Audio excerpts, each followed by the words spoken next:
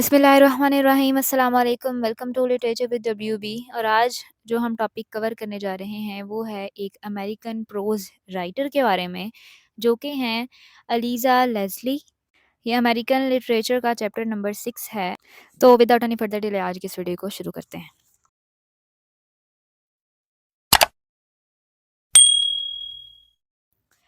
सबसे पहले हम लोग देखते हैं Eliza Leslie as an American prose writer. Eliza Leslie जो हैं ये 19th सेंचुरी की फेमस अमेरिकन ऑथर मानी जाती हैं अपनी जो कुकिंग बुक्स हैं उनके लिए। ये लिखा करती थी, ज़्यादातर जो इनकी बुक्स थी वो ज़्यादातर कुकिंग पे होती थी और एटिकेट्स पे होती थी। इनका जो राइटिंग नेम था वो था मिस लेस्ली। इनकी एक book instruction for cookery containing a system of the craft in its many parts 19th century में सबसे ज़्यादा पढ़ी जाने वाली ये बुक थी विद 50 प्रिंटिंग्स। इन्होंने बहुत ज़्यादा पॉपुलैरिटी जो है वो गेन की अपनी पब्लिकेशंस की वजह से, जो कि इनकी थी हाउस होल्ड मैनेजमेंट पे और एटिकेट्स वगैरह पे। कुक बुक्स के अलावा इन्होंने बहुत ज़्यादा शॉर्ट स्टोरीज भी लिखी, एसेज लिखे हैं वुमन मैगजीन्स में और चिल्ड्रन बुक्स।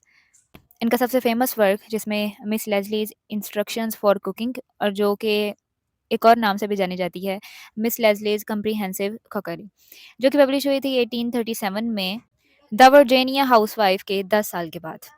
इनकी जो ये कुक बुक थी वो बहुत ज़्यादा पॉपुलर हुई 1860 तक। ये जो है वो 60 एडिशंस जो थे वो इसके पब्लिश हो चुके थे।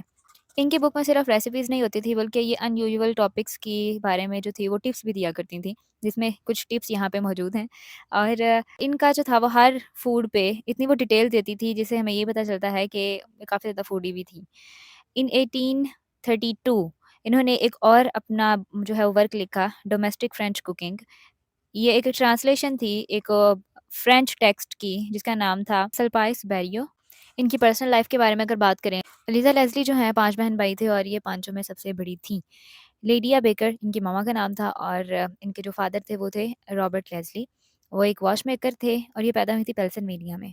जब ये 5 साल की थीं तो इनकी फैमिली जो थी वो इंग्लैंड शिफ्ट हो गई, जहाँ पर इनके फादर ने एक बिज़नेस स्टार्ट किया जिसमें वॉचेज़ जो थे वो एक्सपोर्ट किया करते थे बाहर के मुल्क से।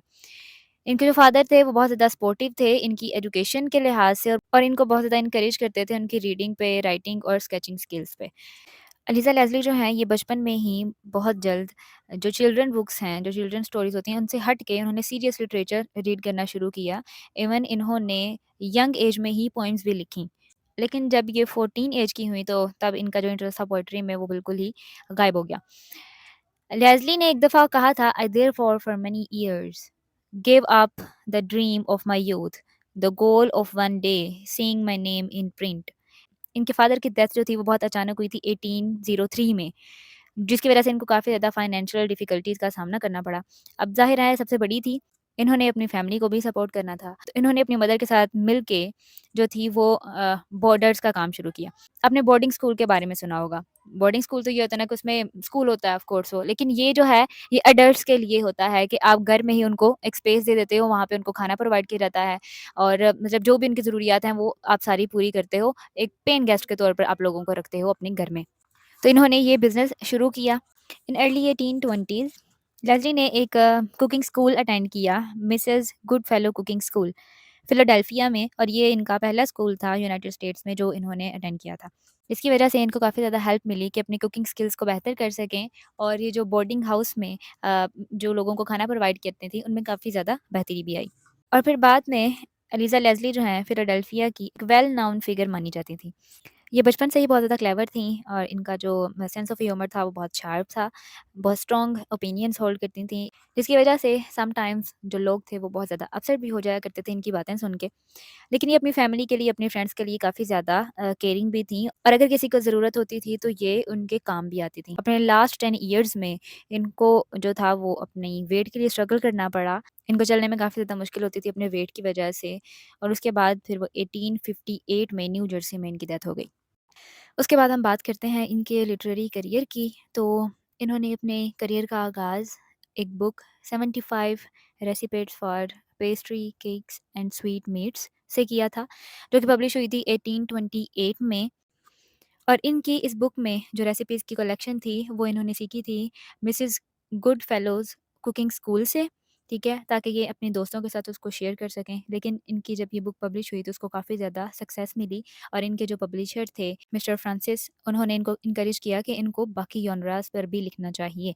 तो फिर उसके बाद इन्होंने अपनी first collection of children stories को पब्लिश करवाया, द यंग अमेरिकन्स और sketches of the sea voyage in 1829। इन्होंने शुरू में मिस लेज़ली के नाम से अपने वर्क्स को पब्लिश करवाया और जिनमें young adult fiction, magazine articles, editorial pieces, etiquette guides और दूसरी कुक बुक्स वगैरह। पहले-पहले तो जब इन्होंने अपनी बुक्स को पब्लिश करवाना शुरू किया था, तब वो एनोनिमस पब्लिश करवाती थीं, अपना नाम ज़ाहिर नहीं करती थीं। लेकिन बाद में जब इनको पॉपुलैरिटी मिलना शुरू हुई, तो फिर इन्होंने अपना नाम यूज़ करना शुरू किया और फिर मज़ीद इनको पॉपुलैरिटी मिली उसकी वजह से। इनका एक बहुत famous work instruction for cooking in its different branches, ये एक ऐसी कुक बुक थी जो कि 1,50,000 कॉपीज़ से ज़्यादा सेल हुई थी। इनकी इस बुक की जो कॉपीज़ हैं, वो 1,50,000 से ज़्यादा सेल हुई थी, जो कि अमेरिका में 19th सेंचुरी में सबसे मोस्ट पॉपुलर कुक बुक में से एक थी। इसमें इन्होंने जो रेसिपीज़ वग़ैरह लिखी थी, इन्होंने इस तरह से डिज़ाइन की थी कि अगर कोई बिगिनर भी इनकी इस बुक को पढ़ेगा, तो वो बहुत ईज़िली उसको अंडरस्टैंड करेगा और बहुत ईज़ी टू फ़ॉलो थी। लेज़ली जो थी उनको बहुत प्राउड फ़ील होता था अपनी एफ़र्ट पे कि उन्होंने किस तरह से ऑर्गेनाइज़ किया है अपनी रेसिपीज़ को और कितनी क्लियरली वो एक्सप्लेन कर देती हैं अपनी रेसिपीज़ को कि हर कोई उसको ईज़िली समझ जाता है। इनके इस बुक ने वाइड ऑडियंस क्रिएट की जिसमें कि रूरल और अर्बन फैमिलीज़ शामिल हैं और उनमें से काफ़ी ज़्यादा लोगों ने अब इन रेसिपीज़ को फ़ॉलो करते हुए इनकम्स भी जनरेट करना शुरू की। कुछ रेसिपीज़ जो थी वो बहुत ज़्यादा सिंपल थी और इकोनॉमिकल भी, लेकिन कुछ रेसिपीज़ जिनमें के रिच ब्राउन सूप ये मोस्ट लग्ज़ीरियस आइटम थी इसमें, मोस्ट लग्ज़ीरियस रेसिपी थी, जो कि फॉर्मल डिनर्स के लिए बहुत ज़्यादा सूटेबल थी। इसमें इन्होंने और भी मज़ीद चीज़ों के बारे में बताया, बाकी चीज़ों के बारे में जिसमें बटर किस तरह से बनाते हैं, चीज़ किस तरह से बनाते हैं, जिसकी वजह से रीडर्स ने इस बुक को बहुत ज़्यादा पसंद किया। मेरे ख़्याल से हर लड़की को इनकी ये बुक लाज़मी देखनी चाहिए, आखिर पता तो चले जो 19th सेंचुरी में इतनी फ़ेमस बुक रही है अमेरिका में कुकिंग के लिहाज़ से। So girls please buy it. 1847 में नेस्ली ने एक और अपनी बुक पब्लिश करवाई, the ladies recipe book a practical companion for big और लिटिल फैमिलीज़। इस बुक को लिखने का जो इनका मकसद था वो ये था कि मिडल क्लास के जो लोग हैं वो इनकी इस बुक को पढ़ें। वो लोग जो अपने लाइफ़स्टाइल को रिफ़ाइन करना चाहते हैं। इसमें इन्होंने बहुत ज़्यादा एक्टिविटीज़ के बारे में बताया जिसमें कि हाउस होल्ड मैनेजमेंट में maintaining silverware, caring for delicate fabrics, drafting letters, planning menus and choosing items for travel. Next हमारा टॉपिक है वो है an American voice like no other. Historians का ये बिलीव था कि जो एलिज़ा लेज़ली हैं, इनकी सक्सेस की जो वजह है, वो उनकी अपनी एबिलिटी है। Ability to create recipes that reflected the growing American identity and the country's aspirations for progress. इनके लिखने से पहले जो वुमेन थी ज़्यादातर जो ब्रिटिश कुक बुक्स थी, उनको फ़ॉलो किया करती थीं। लेकिन जब लेज़ली ने लिखना शुरू किया, तो फिर ये काफ़ी ज़्यादा फ़ेमस हो गईं और अमेरिका को अपनी एक आइडेंटिटी और ग्रोथ मिली। इन्होंने अपनी एक बुक 75 रेसिपीज़ के इंट्रोडक्शन में लिखा कि जो मेरी रेसिपीज़ हैं, वो क्यों इतनी ज़्यादा फ़ेमस हैं और क्यों लोग उसको इतना ज़्यादा पसंद करते हैं। इन्होंने ये पॉइंट आउट किया कि जो इंग्लिश और फ्रेंच कुक बुक्स हैं, उसमें क्लियर इंस्ट्रक्शंस नहीं दी जाती और बहुत सारी रेसिपीज़ जो हैं, वो जो अमेरिकन वे है कुकिंग का, उसके साथ मैच ही नहीं करती क्योंकि उसमें डिफरेंट चीज़ें आ सकती हैं, लाइक आँच कैसी होनी चाहिए, किचन सेटअप, कुकिंग टूल्स, ठीक है? क्योंकि हर मुल्क का अपना एक तरीका होता है।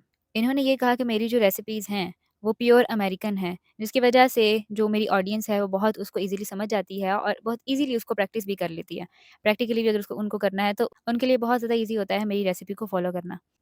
उसके बाद हम इनका एक वर्क देख लेते हैं, the ladies guide to real politeness and excellent manners by Eliza Leslie. 1834 में इन्होंने कुकिंग से हट के कुछ लिखा और इन्होंने अपनी एक बुक पब्लिश करवाई, मिस लेज़लीज़ बिहेवियर बुक, जिसका फ़ोकस था मैनर्स पे।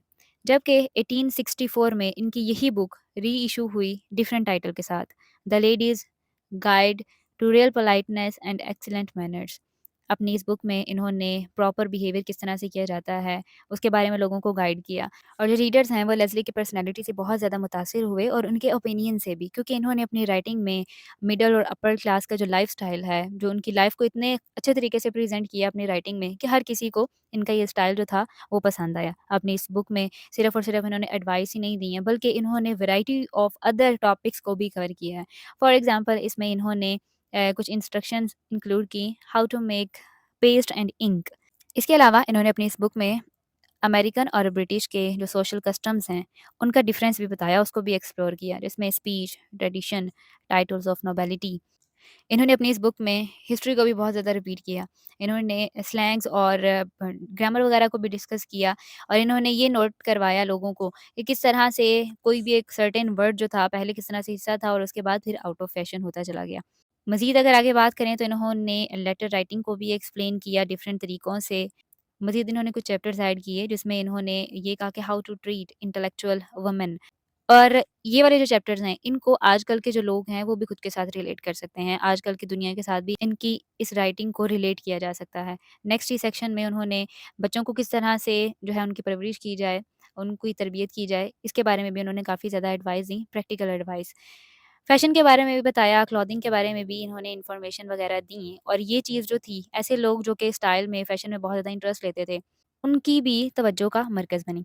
इसके अलावा इन्होंने सोशल एटीट्यूड्स के बारे में बताया, जेंडर, क्लास, रेस, और 19th सेंचुरी में जो अमेरिका में इन सब चीज़ों को के लिए जो इश्यूज़ हैं, उन सब को भी इन्होंने हाइलाइट किया। और भी काफ़ी ज़्यादा चीज़ें हैं, इन्होंने काफ़ी ज़्यादा हाइलाइट की। मेरे ख़्याल से ये पूरी की पूरी एक कोर्स बुक ही इन्होंने बना दी कि हर एक चीज़ इसमें आ गई, जिसमें मैनर्स, बिहेवियर्स, और हिस्ट्री, और differences between American and British, उनके custom, like each and everything, और फैशन भी आ गया इसमें। इसमें कुछ फ्लॉज़ भी थे, लेकिन फ्लॉज़ से हटकर अगर बात करें, फिर भी इस बुक को रिच हिस्टोरिकल डॉक्यूमेंट माना जाता है।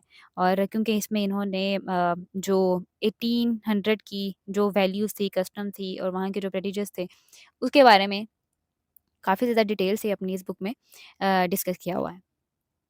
नेक्स्ट हमारा जो लास्ट वाला टॉपिक है वो है एलिज़ा's कॉन्सेप्ट ऑन वुमेन। अब ये देखते हैं कि इनका वुमेन के बारे में क्या कॉन्सेप्ट था। एलिज़ा लेज़ली जो थी वो बहुत ज़्यादा इंटेलिजेंट वुमेन थी, और इन्होंने अपना एक सक्सेसफुल करियर भी बिल्ड अप किया। साथ ही साथ इन्होंने काफ़ी ज़्यादा रिकॉग्निशन भी गेन की, और बहुत ज़्यादा पैसा भी कमाया। लेकिन इन्होंने कभी भी वुमेन राइट्स को सपोर्ट नहीं किया था।